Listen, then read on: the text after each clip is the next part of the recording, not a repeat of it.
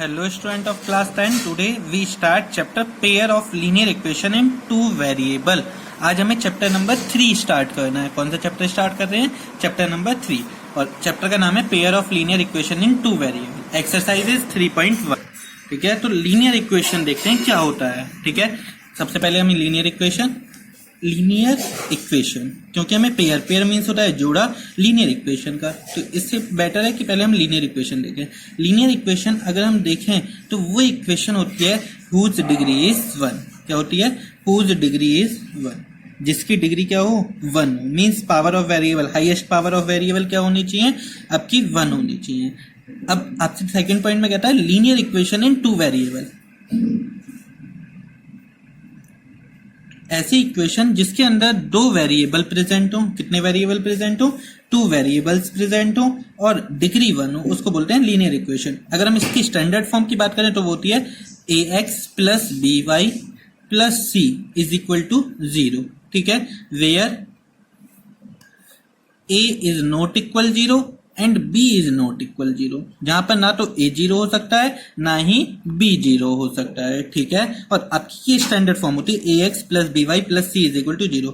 ये वेरिएबल है y, ये आपका y वेरिएबल, x वेरिएबल और a b c are constant. x and y variable, a b c constant. ठीक है, ए बी सी कॉन्स्टेंट. और इन तीनों में से बस आपका एक सी 0 हो सकता है, बाकी कोई भी चीज 0 नहीं हो सकती. ठीक है, क्वेश्चन नंबर फर्स्ट देखते हैं आप एक्सरसाइज 3.1 का.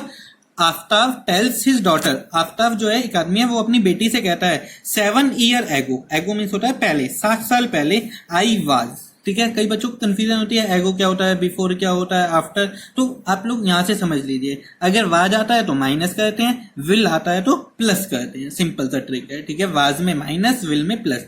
आई वाज, मैं 7 times as old as you. मैं आपसे 7 साल 7 टाइम्स, ठीक है, बड़ा था. ठीक है, यू वर देन, तब की बात है जब हम 7 साल पहले की.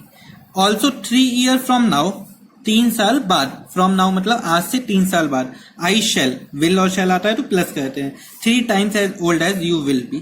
ठीक है, आपसे 3 गुना बड़ा हो जाऊंगा age. Represent this situation algebraically and graphically. इस सिचुएशन को एल्जेब्रिकली और ग्राफिकली आपको रिप्रेजेंट करना है. ठीक है, मीन्स इसमें एज की बात हो रही है तो लेट कर लेते हैं. Late present age of,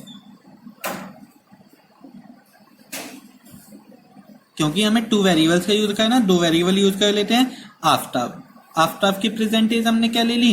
x. Present age of Aftab's daughter, उसकी हमने एज कितनी मान लेते हैं? y. अब यहाँ पे आपको एक बात हो रही है 7 ईयर एगो वाली, और एक बात है आपकी 3 ईयर फ्रॉम नाउ, वो भी निकाल लीजिए. 7 year ago, 7 year ago Aftab is. अभी मैंने आपको बताया था अगर वाज आ रहा है तो माइनस करते हैं, विल आ रहा है तो प्लस. 7 ईयर एगो वाले में क्या आ रहा है आपका? 7 टाइम वाज आ रहा है. वाज आ रहा है तो क्या करना पड़ेगा? माइनस. और 7 साल पहले है तो आपका आफ्ताब की एज -7 हो जाएगी. डॉटर की एज में DAUGHTER, डॉटर एज, ये भी क्या हो जाएगी आपकी? y-7. ठीक है, इधर ही कर लेते हैं. 3 ईयर क्या है अब सेकंड में? 3 year from now, 3 year from now, अब से 3 साल बाद. आफ्ताब की एज कितनी हो जाएगी? प्रेजेंट एज कितनी है उसकी? x है, तो अब कितनी हो जाएगी 3 साल बाद? x plus 3. और डॉटर की कितनी हो जाएगी आपकी? डॉटर की y है तो y प्लस 3. ठीक है, according to first condition. First condition में आपको कौन सा वाला यूज करना है वो आपको देखना पड़ेगा. आपको क्या कह रहा है फर्स्ट कंडीशन में? 7 ईयर है वो. पहली बार में क्या कहता है? 7 साल पहले. आई कौन? आफ्ताब. और 7 साल पहले आफ्ताब क्या था? x-7. Was is equal to का साइन 7, तो 7 लिखिए, टाइम्स का मतलब multiply. As old as you, you कौन? अपनी बेटी से कह रहा है. बेटी कितनी है? y-7. ठीक है, हो गया ना. सॉल्व करते हैं. एल्जेब्रिकली लिखना है तो आपको पता है इस फॉर्म में लिखना होता है आपको ax plus by plus c is equal to 0. उस फॉर्म में आप लिखिए इसको.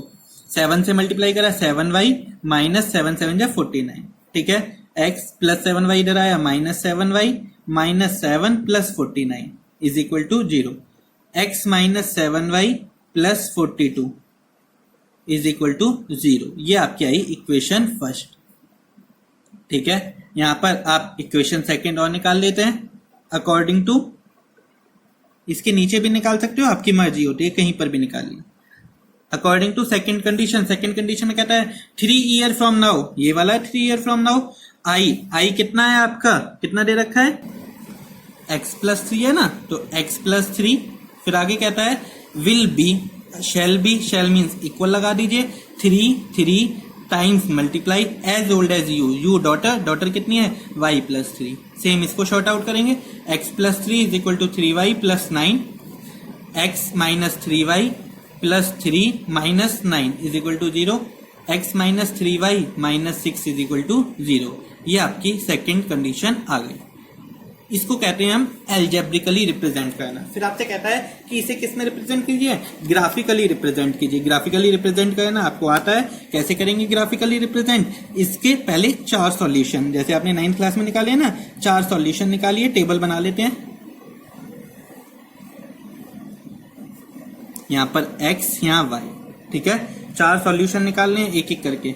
सबसे पहले जो आपको अच्छा लग रहा है वो पुट कीजिए। मैं y को 0 पुट करता हूं, तो ये 0 हो गया, x प्लस 42 कितना आ जाएगा, माइनस 42। ठीक है, अब x को 0 पुट करते हैं, 0 पुट करा तो ये क्या हुआ, माइनस 42। अगर आपको नहीं आ रहा तो जैसे मैं रफ में निकाल के दिखा रहा हूँ ना, आप ऐसे निकाल के देख लीजिए, 0 माइनस 7y, x की जगह 0 रखा है ना, plus 42 is equal to 0, minus 7y is equal to minus 42, minus से माइनस कैंसिल, 7 6, तो y की वैल्यू कितनी आ गई, 6।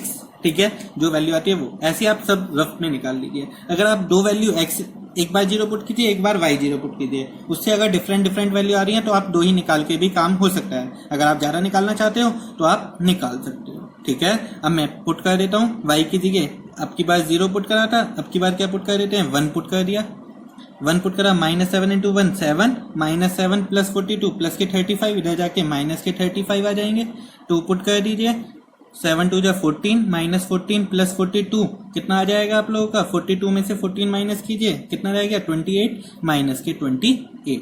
इस टाइप से आप 4 सॉल्यूशन निकाल लीजिए। सेम इसके भी आप 4 सॉल्यूशन यहाँ पे निकाल लीजिए, क्योंकि अब आपको ग्राफिकली रिप्रेजेंट करना है। ग्राफिकली यही रिप्रेजेंट करने का मेथड होता है, एक्स वाई, एक्स 0 रखते हैं तो y कितना हो जाएगा, minus 3y is equal to 6, y की वैल्यू आएगी माइनस 2।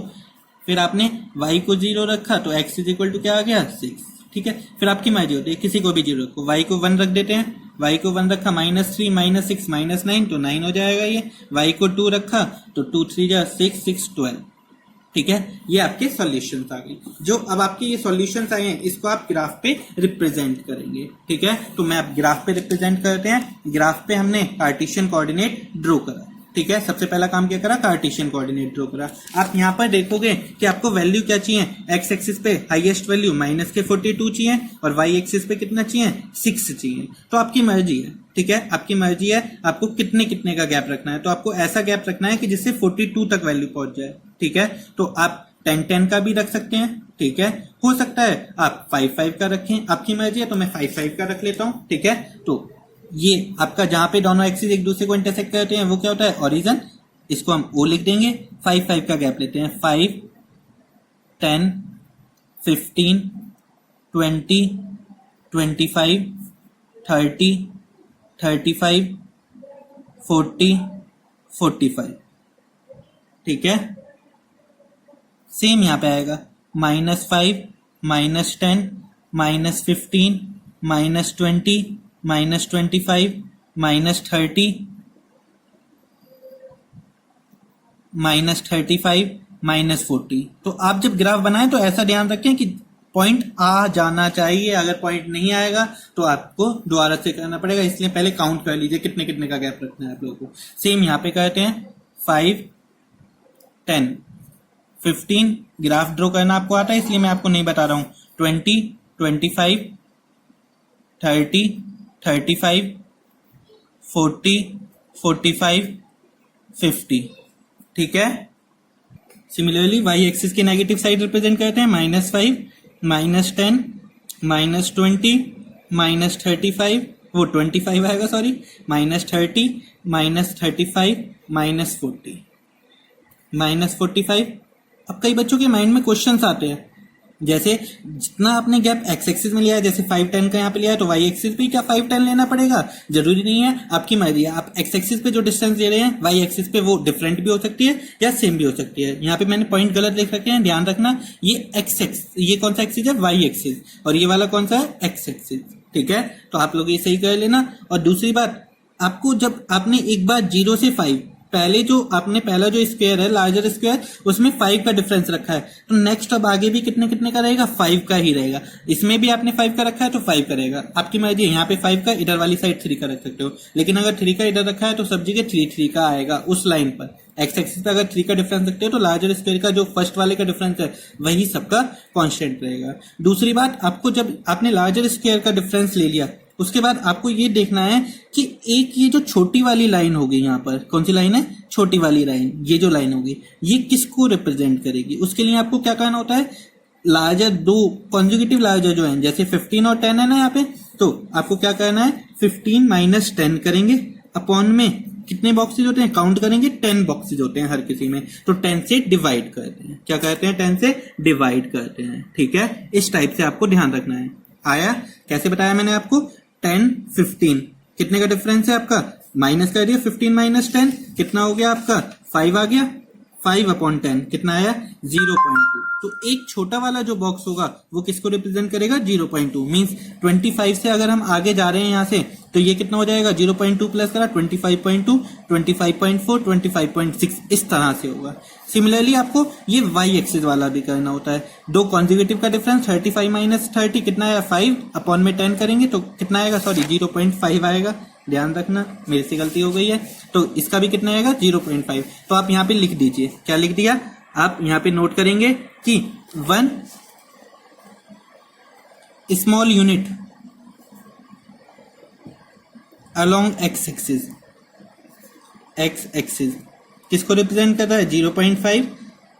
ठीक है, similarly 1 small unit along y axis is equal to 0.5। और ये डिस्टेंस किसमें? ईयर में, तो ये क्या आएगा? ईयर, क्योंकि आपको एज ईयर में निकालनी है ना, तो ईयर। ठीक है, रिप्रेजेंट कीजिए। आपका जो पहला पॉइंट है, कॉपी में देखिए आप अपना पहला पॉइंट आपका क्या है? -42 और 0, x -42 y 0। एक्स एक्सिस पे माइनस का देखें, -42 कहीं यहाँ पे होगा और y 0, जब y 0 है तो एक्स एक्सिस पे ही पॉइंट आएगा। ठीक है, सिमिलरली आप दूसरा पॉइंट देखेंगे। दूसरा पॉइंट क्या है आपका? 0 6, x का 0 y का 6। देखो, x एक्सिस पे 0, y पे 6, 5 के बाद एक छोटा बॉक्स 5.5, 5.6, तो वो कुछ यहाँ पे होगा। ठीक है, और आ गया। ऐसी बाकी के आप सारे पॉइंट जल्दी से लगाएंगे। x का क्या है? -35 और y का 1, तो 1 कहाँ पे होगा? यहाँ पे होगा कुछ।